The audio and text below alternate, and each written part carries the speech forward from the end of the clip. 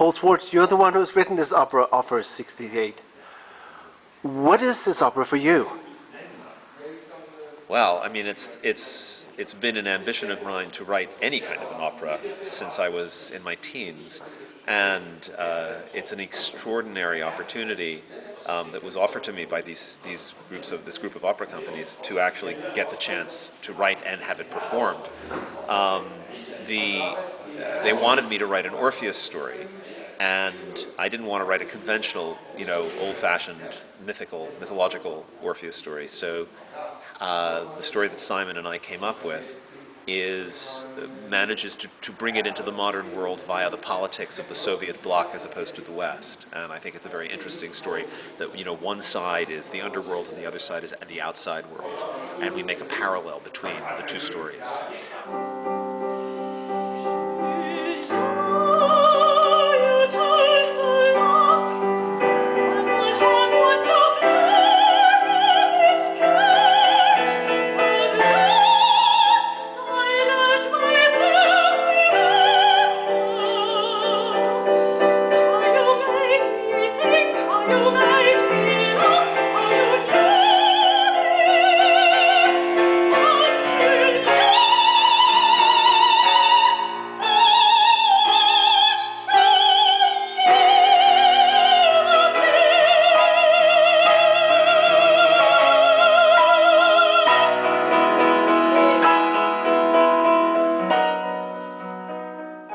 Placing the Orpheus myth in 68 Prague, where did that idea come from?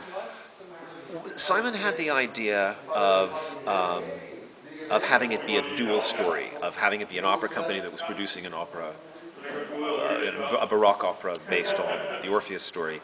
I felt that was a little too calm, and I thought that if we made it where there was a political and military tension, it would, what they call in English, raising the ante, which means raising the stakes. Suddenly, it's like when you're playing poker.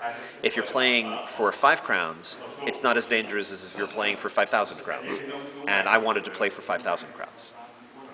But you're pretty much placing Hades in Eastern Europe.